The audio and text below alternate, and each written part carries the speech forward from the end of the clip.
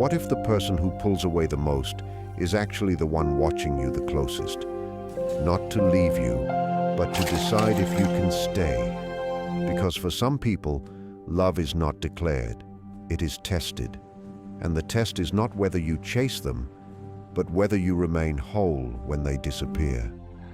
You might think avoidance means disinterest, but in many cases, it is the opposite.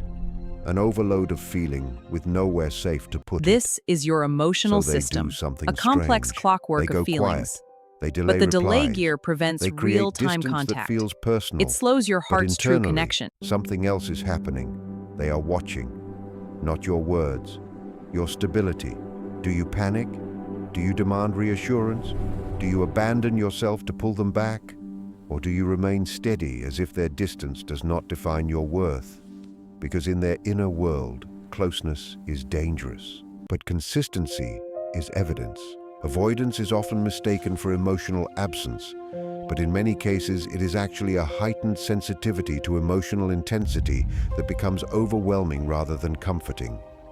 The internal experience is not empty, it is crowded. Feelings arise quickly, sometimes faster than they can be named or organized, and instead of creating connection, they create pressure. When closeness begins to form, the nervous system does not interpret it as safety in the way others might experience it. It registers it as demand, expectation, or potential loss of autonomy. So the psyche builds distance, not because there is nothing to feel, but because there is too much to hold at once. This distance is not a rejection of attachment itself. It is a strategy to regulate internal chaos. When emotions feel uncontainable, separation becomes a form of self-soothing. Silence, delay, or withdrawal creates a space where intensity can drop back into a manageable range.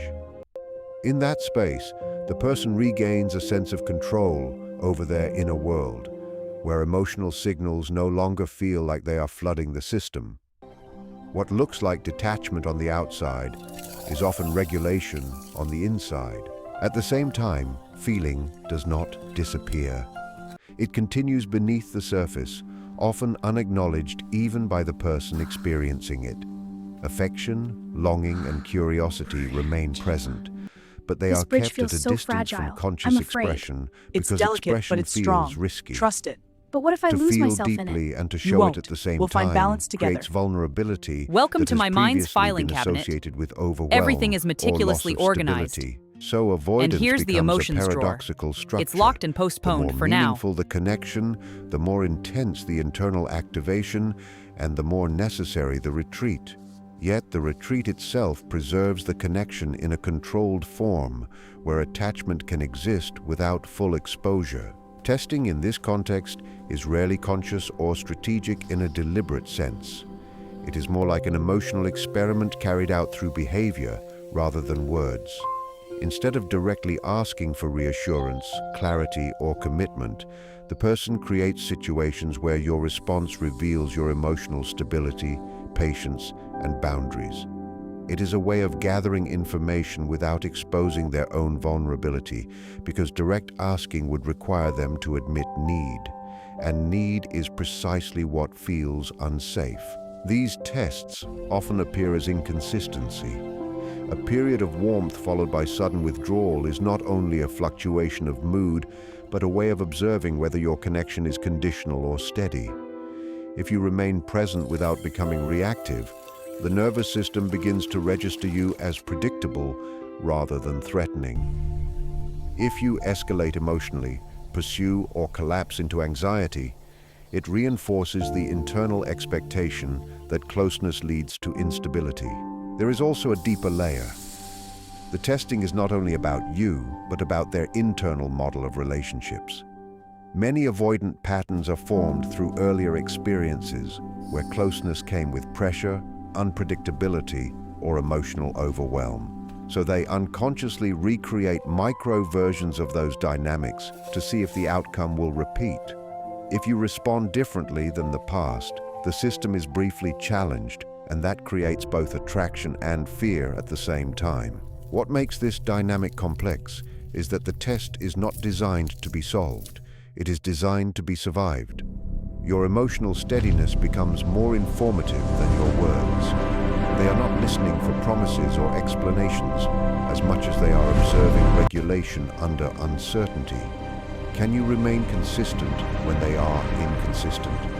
Can you stay grounded when connection becomes ambiguous? These questions are never spoken, but they are constantly being measured through behavior. The push-pull dynamic is best understood as an internal conflict that externalizes itself through relational movement. On one side, there is a genuine desire for closeness, intimacy, and emotional connection. On the other side, there is an equally strong instinct to protect autonomy and avoid being emotionally overwhelmed. These two forces do not integrate smoothly, so they alternate instead of harmonizing. The result is a rhythm of approach and retreat that can appear confusing or inconsistent from the outside. When emotional intimacy increases, the system becomes activated. Even positive closeness can trigger a sense of pressure, as if expectations are silently accumulating. This does not necessarily come from the partner, but from internal perception shaped by past experiences. The body reacts before reasoning can intervene, creating a subtle urgency to restore distance. That distance provides relief. We're so tangled not because up. the connection There is has to be unwanted, another way. but because What it if we reduces reframe this? internal Yes, intensity a new to perspective. a level that feels manageable again. After withdrawal, however, the emotional field changes again. Once the pressure decreases, space opens for reflection, memory, and longing. The absence of closeness begins to register, and attachment signals return. This is where the pull emerges. The person may reach out, re-engage, or emotionally drift back toward connection, not because the fear is gone, but because separation itself now activates a different kind of discomfort. This cycle is not intentionally manipulative, it is regulatory. The nervous system oscillates between two states that feel difficult to sustain. Learned behavior has deep roots in the simultaneously. subconscious mind. Too much closeness These roots overwhelms. extend into early Too much experiences and core distance beliefs. creates emptiness. Understanding these layers So is key to behavior personal becomes growth. rhythmic rather than stable. For the other person in the dynamic, this can feel like unpredictability, but internally it is an attempt to maintain equilibrium. The bond remains present throughout, yet it is experienced in fragments rather than continuity. Each shift is an attempt to preserve connection while also preserving internal safety. Silence, in this context, is rarely just silence. It functions more like a quiet observation chamber where emotional data is gathered without direct interaction. When someone withdraws and becomes less communicative, the absence of words is not necessarily the absence of attention. Instead, it often becomes a space where the other person's behavior is carefully registered, not in a conscious analytical way, but through emotional resonance and reaction patterns. To an outside observer, this silence may look like disengagement or emotional detachment, but internally it can be a form of testing the stability of connection without risking exposure. Direct communication requires vulnerability. Asking for reassurance means admitting need, and need can feel unsafe when past experiences have linked it to overwhelm, rejection, or loss of control. Within the So mind, instead of intellectual asking, knowing and felt silence emotion guide becomes us. the question But survival-level itself. In this regulation quiet takes space, priority, the shielding focus us. shifts to While response relational patterns. depth, though beautiful, Does the remains other person distant. panic? Do they escalate their attempts to reconnect? Do they remain steady, or do they withdraw as well? Each reaction provides information about emotional reliability. The intensity of response is often more important than the content of what is said. A calm, consistent presence signals safety in a way that words You alone are so cannot. high up! Silence Yes, also allows I am emotional above you. recalibration. Can I come up too? When interaction Not is yet. reduced, Look up to internal me. intensity lowers, giving space In to a quiet process library, feelings without memories are immediate preserved. relational A pressure. librarian carefully This is archives the important impressions of because a bond. closeness can feel Here, overwhelming emotions when are kept emotions safe, are in a special unfiltered. place. In silence, the system is able to observe attachment from a distance, which paradoxically makes it feel safer to consider. At the same time, silence can carry emotional tension. It is not empty, It is charged with expectation, uncertainty, and internal dialogue. The person on the receiving end may interpret it as rejection, after me! while internally stay back! it may be You functioning can't as escape! observation. Help someone! This Almost mismatch in got you! interpretation is where much relational confusion arises. What makes silence a probe is that it creates a situation where the other person's consistency becomes visible without direct questioning. It reveals whether connection persists even when it is not actively maintained.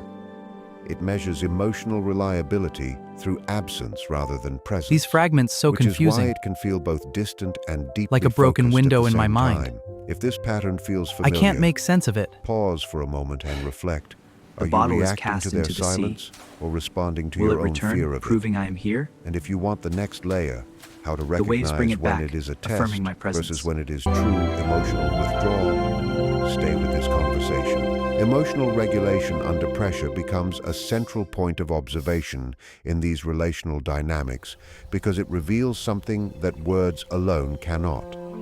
When emotional intensity rises, whether through conflict, uncertainty, or sudden distance, the system naturally seeks equilibrium. Some people find that equilibrium through reassurance and closeness, while others need space and reduction of stimulation.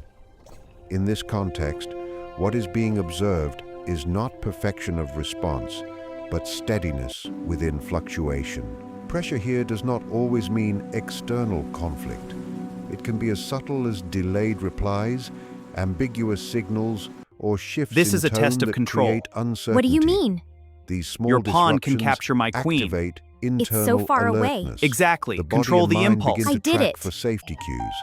In that moment, emotional regulation becomes visible through behavior, whether one escalates anxiety, seeks immediate resolution, withdraws defensively, or maintains a grounded presence without overreacting. A calm response in such moments carries significant weight. It signals that emotional turbulence does not automatically lead to relational collapse. This is important for someone who associates closeness with unpredictability.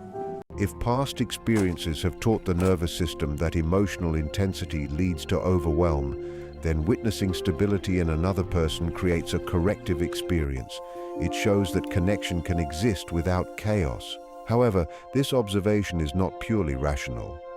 It is deeply experiential. The nervous system is not analyzing logic. It is registering felt safety.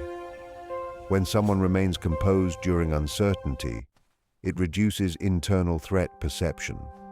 The relationship begins to feel less like something that demands constant vigilance and more like something that can be experienced without immediate defense. At the same time, this does not mean pressure is intentionally created as a test. Rather, pressure naturally arises in any attachment process Wait, where expectations, why isn't it moving? needs, and It's like a emotional perfect proximity mirror. are involved. This is so What confusing. matters is how each person metabolizes that pressure. Some externalize it through pursuit or reassurance seeking, while others internalize it and convert it into distance or silence.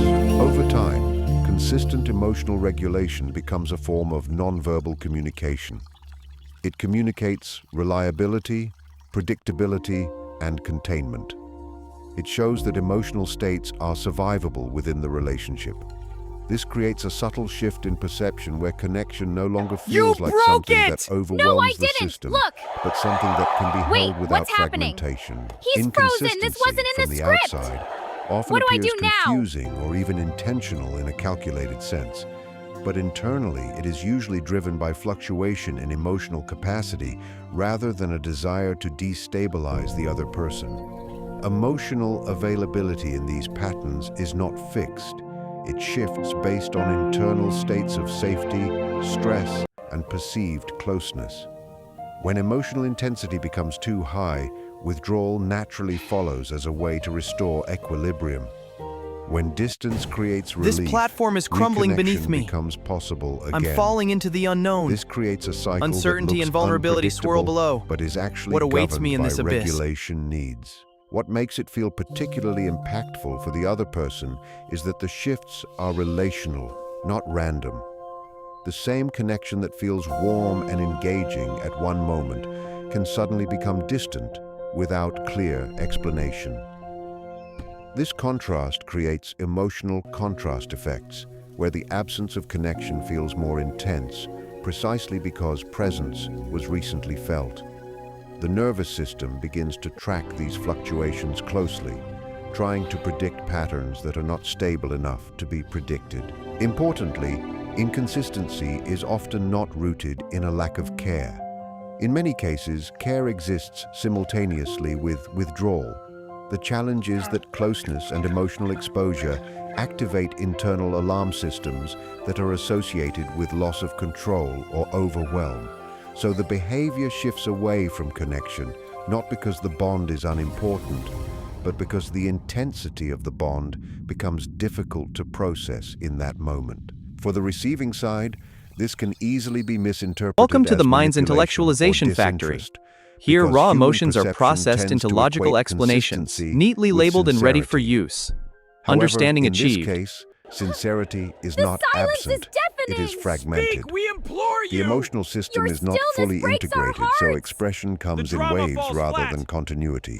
Calling it intentional testing would oversimplify it. There is awareness of impact, but not necessarily deliberate orchestration. It is more accurate to understand it as a protective rhythm that prioritizes internal stability over relational predictability, even when that creates confusion externally. Autonomy in this emotional structure is not simply a preference for independence. It functions more like a psychological necessity tied to the preservation of internal stability. When closeness increases, it can begin to feel like boundaries are becoming porous, not necessarily because the other person is doing anything wrong, but because emotional proximity itself starts to generate a sense of reduced control over one's internal world. In that moment, autonomy becomes the anchor that restores balance. Reassurance, in contrast, requires openness, vulnerability, and a willingness to depend on another person's emotional availability. For someone who experiences closeness as potentially overwhelming, reassurance can paradoxically intensify discomfort. Instead of soothing, it can feel like emotional weight being added to an already activated system. The more reassurance is offered in an anxious or urgent tone, the more it can feel like pressure to respond in kind, which increases internal resistance. This is why excessive pursuit often leads to withdrawal rather than closeness. From the outside, pursuit looks like affection or commitment, but internally, it may be registered as loss of space to regulate. The system then attempts to restore autonomy by creating distance. That distance is not necessarily a rejection of the person, but a restoration of emotional breathing room. What is important to understand is that autonomy here is not opposed to connection. It is what makes connection feel survivable. Without a sense of space, emotional intensity can feel indistinguishable from engulfment. It's not making any sound. With space, The system usual can patterns are process gone. attachment at This a pace silence that is feels unsettling. tolerable. Something's so rather really than responding broken. positively to more reassurance, My story the is emotional breaking system apart. often responds more positively to calm The pieces are consistency. floating away. When presence is steady A but not fractured tail, intrusive, lost to the it wind. communicates safety without demanding emotional immediacy.